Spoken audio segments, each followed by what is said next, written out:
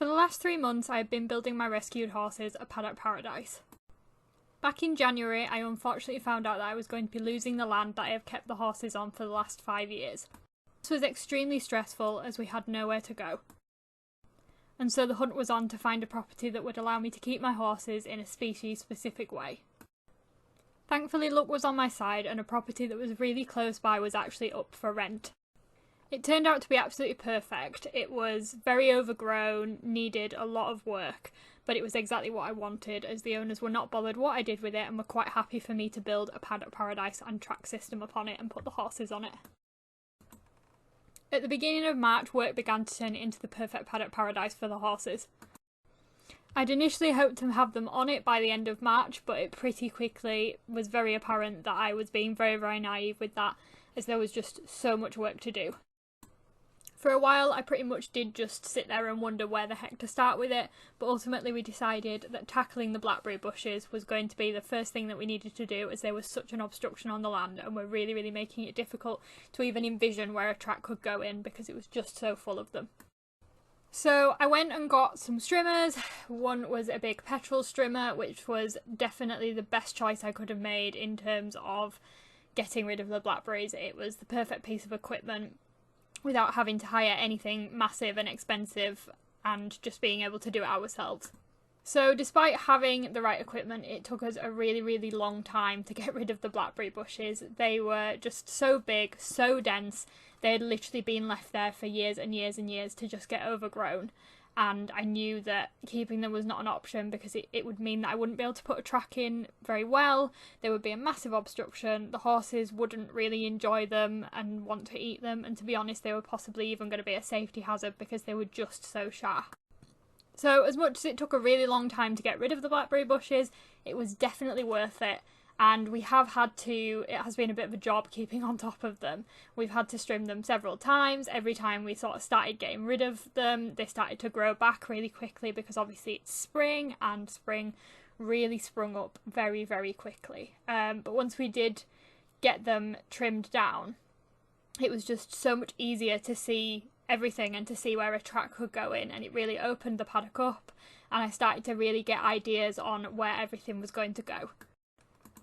The overgrowth was definitely the biggest job in preparing the paddock for the horses. It hadn't been grazed for years and it was just an absolute overgrown mess. There were so many branches that needed cutting to allow for fencing. There was obviously the massive blackberry bushes. There was so much dead plant life that was just a mess and obstructing everything that the horses would never really want to eat, and it was all really sharp and just, yeah, it was so out of control and it took us a really long time.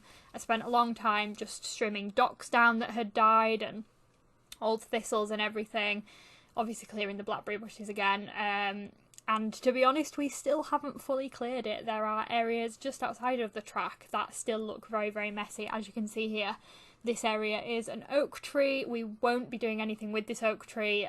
We did consider getting it logged, but ultimately it's just going to be too much effort. And I don't want the horses near it because it's really sharp and obviously it's an oak, so it will pose a bit of a toxicity risk to them if anything fell in the paddock. So it is fenced off. However, those blackberry bushes around it are such a mess and they still look like that, and it's even more overgrown now because it's spring.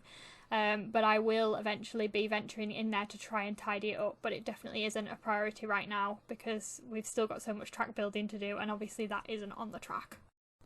But yes, back to the process. It was just weeks and weeks of just strimming, more strimming, lopping things off, cutting branches off, cutting dead bits off the ground, sorting this out, sorting that out, trimming some more, trimming some more. It was just relentless. There was so much that we just had to cut down and clear and get rid of, and it genuinely took about 4 weeks, I think, before we made any kind of headway where we could really see a paddock and a life for horses forming. Bearing in mind, before the horses went in, this was about a 9 to 10 week project. I would say that a good half of it was spent just clearing the paddock before we did anything else. And then in those final sort of 4 to 5 weeks, we were still strimming things amongst doing all the other jobs. It just never stops. It's really hard to control, but it's something that I'm learning and getting used to. So, another of the big jobs was the field shelter. In my old field, I had bought my own field shelter, and of course, me being me, I wanted to take it with me. I didn't want to spend money on a new one. This one has weathered so many storms, and I will have this thing until it literally falls apart. So I paid for someone who I knew to come and take it down and remove it. Now, it looks all quite easy and quite simple and not very hard in these videos, but believe me, it was an absolute nightmare to move that shelter. It weighed an absolute ton. It didn't go down as it should have done. It turned out that the people that had originally put it up had literally nailed absolutely everything together with millions and millions of nails. It was a nightmare pulling them all out. And then the panels took 5 of us to move, and we had to do it by hand because we had no access for a tractor in either field. As you can see here, we're just lifting them. But yeah, they were so heavy. We really struggled to move it, and it took, I think in total, a week to move all the parts from one field to the other. We essentially took it down, left it in my field all fenced off, and just moved bits across as we could, and then came back in my new field to put it back up. Stupidly, we thought that because it was so difficult to take down, putting it back up might be easier, and I mean, to be fair, it was, but it was still just longer and harder than it should have been. Things did not go to plan, which is just how it goes, isn't it? That would be the absolute theme of this project, things just not going how I'd expected them to, but it's all good fun, and we did, as you can see, get it back up. I mean, it does have a damaged roof, but it could be worse. And then, of course, once we were finished with the shelter, it was back to trimming more blackberry bushes. We still had one down the bottom that needed addressing, and we got rid of that. You might notice here as well that the land is quite slanted, and the field shelter is literally wonky on the ground. I have not yet had it levelled, but I have decided I'm going to have it levelled. So that is a job for the future, probably over the summer sometime, although to be honest, the summer is slipping away very quickly already and we're only at the start of June. It feels like it's just already going and I'm on limited time, and I've got so many jobs that I keep saying, we need to do that over the summer, we need to do this over the summer to get things finished off and ready for functioning through winter. But yeah, it's just piling up, so that is another job that I need to get done, because let me tell you, even now that we have been in this paddock for almost a month, it is still nowhere near finished.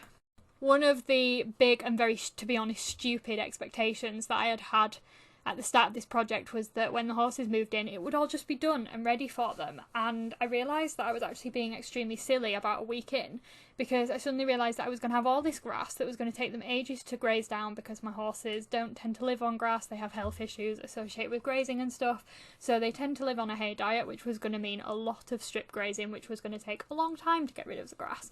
But yeah, I'd had this vision that they were going to go in and it was going to be my completed Paddock Paradise, and that would be absolutely lovely, but is just really not realistic. And I figured that out pretty quickly.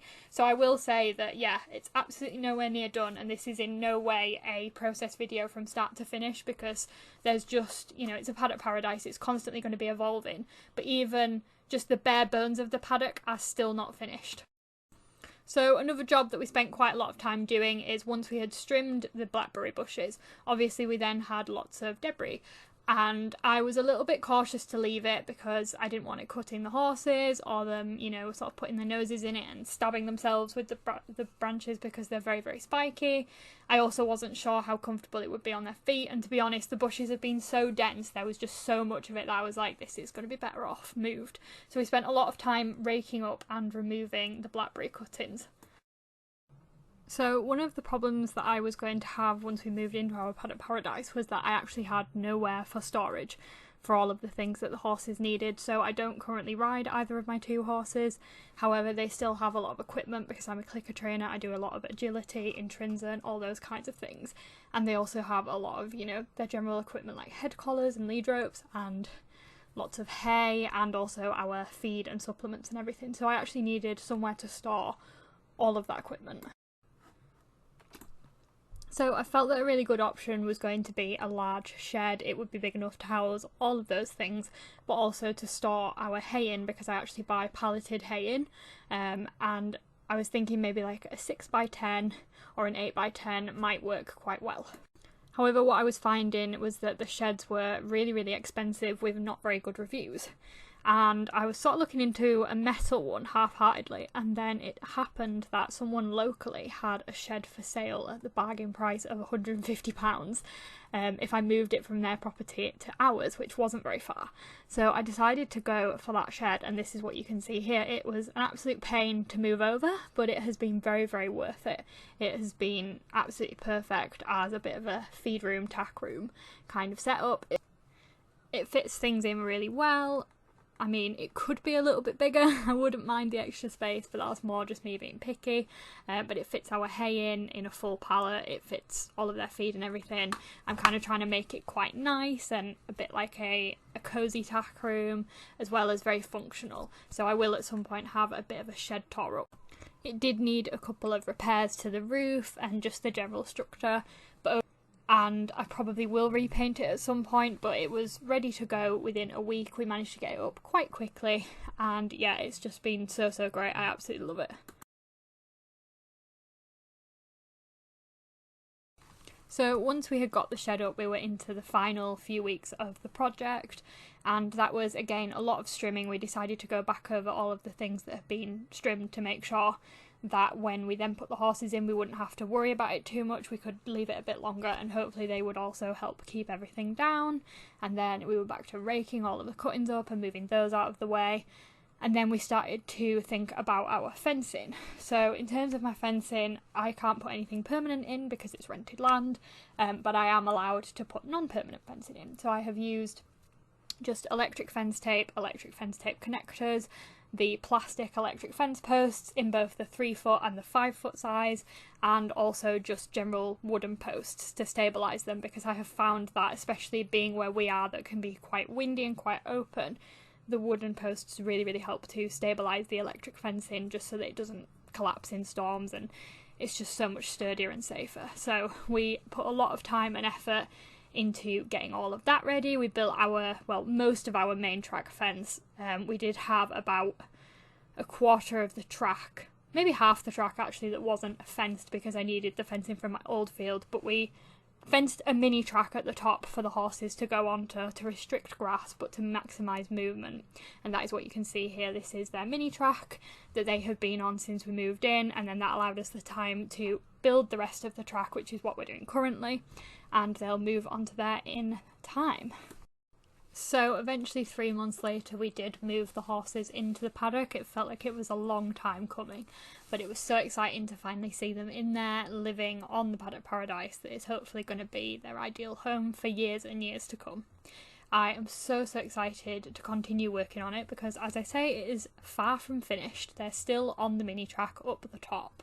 I still don't have a full track built, although I do need to, because I have a little friend coming and joining us very soon who needs the rest of the track to be built. So that is this week's job, and the boys need to move off their mini track because they've, about 3 to 4 weeks later, grazed it down, including the arena area in the middle. So I'm going to start strip grazing them out onto the main track and have a whole plan for how that's going to work between my now 3 horses.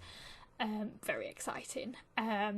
So yeah, I'm so excited to continue working on it, to continue sharing working on it, and also to continue sharing track life, all of the DIYs we do. I have so many enrichment ideas and things like that that I am really excited to share.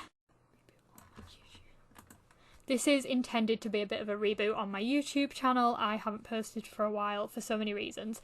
A lot of it being building this Paddock Paradise and just not having time. So I'm hoping that this is going to be a new start and that there is so much content to come.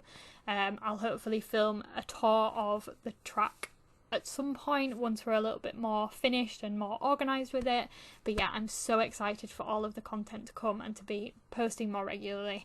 So for now, enjoy some videos of our Paddock Paradise.